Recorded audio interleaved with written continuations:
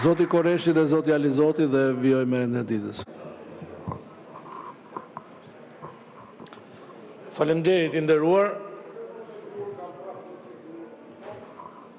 Spari njëherë, në qoftë se do të dojnë që mos ishte kaq shumë kjo për procedurë dhe e nis me këtë pjesë, i nderuar nuk do të lejoni disa fjalë që gjithë kolegëve dhe gjithë opinioni publike kanë rrethtuar. Terrorizëm sot dhe skuthliqet e Llambadarit. Këto nuk duhet të ishin lejuar për jush, në qoftë se do të flasim për procedurë edhe mos të kishte ardhur kjo situatë sot.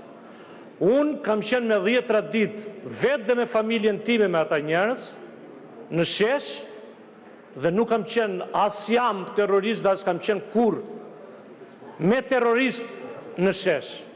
Në qoftë se ka një protest nga më paqësorët bëra ndonjëherë në Republikën e Shqipërisë, është kjo që po ndodh sot.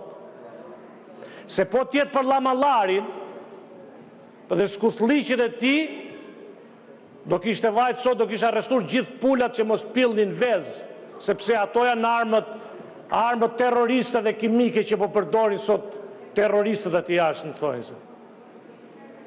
Atë duhet bëj shoku Llamallarin.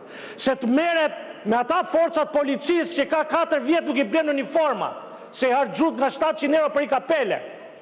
Dali policia dhe thotë i kemi me vripa, ne ka hang mola. Ata njerëz, binënash atje që i vinit përballë me njerëz normal dhe thjesht familjar. I shikoni se nuk i keni dhënë orët shtesë dhe po i lini digjen vap. Këtë shikoni. Të shikoj akte terroriste të atyre kimikateve që po përdor ndaj atyre binënash që dalin atje për vjedhjet që po i bënë Shqipërisë, që po bëri ilaçet që mungojnë në për spitalet e Shqipërisë, për atë që ndodh me bujqësinë, për mjerimin që ndodh në bujqësi, për arsimin dhe për nënat që janë sot me djepet bosh se i kanë ikur fëmijët e tyre për shkak politikës tuaj. Këtë do të ishte marrë Llamallari sot, sepse digjet lëkura atyre protestuesve. Sepse bën 70 kilometër ato makinat e policisë ndinë jo më shumë se nuk ta pranon Qeraxhiu. Se vetëm një shoqërim që i bëjnë Ramës nga Çerma në Ardenic vajti ardhje ka mbaruar kilometrazhi, që mund bëjnë ata ndit, se s'ka naftë me ndjek Allexhin dhe kriminalat dhe janë gjithë sot atje. Kështu që as unë, as familja ime dhe as ata atje nuk janë terroristë, po janë këtu për turpin që politika ju ka prodhuar këto 13 vite. Zoti Alizoti.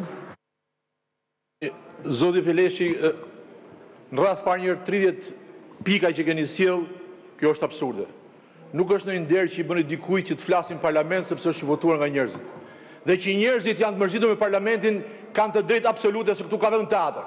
Nuk ka koncepte as diskutime politike as gjë.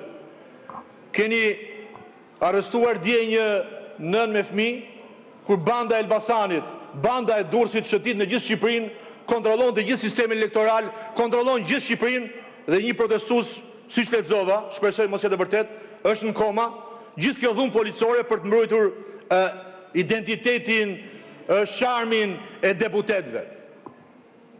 Le t'ju gjuajnë me vezë të gjithëve, nëse janë bërë për vezë. Parlamenti përfaqëson popullin shqiptar.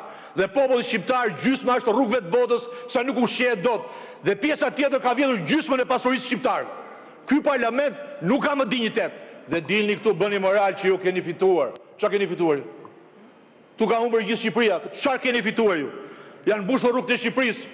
Është mbushur gjithë Europa me shqiptarë që shkojnë të punojnë. Nuk lajnë dot pleqët e vet, po lajnë pleqët e botës. Unë se di ku është kjo krenari, që kanë krenari të mbash një samit, po s'është krenari samit, atëherë se kuptoni politikën. Do bëkën ju samitin e natës dhe Shqipëria që kanë zhvilluar. Shqipëria është pa bukë. Kaloni dajtin, do ju kujtohet Luli Vocër. Për çfarë Shqipëria flisni ju? Dhe po na bëni nder se po flasim këtu, nëse e kam për hak për vezë, futi brenda jam mbështellit gjithë në vezë. Hajde, faleminderit. Atëherë kalojmë te rendi i ditës. Më në fund fjala për zotin Mazniku.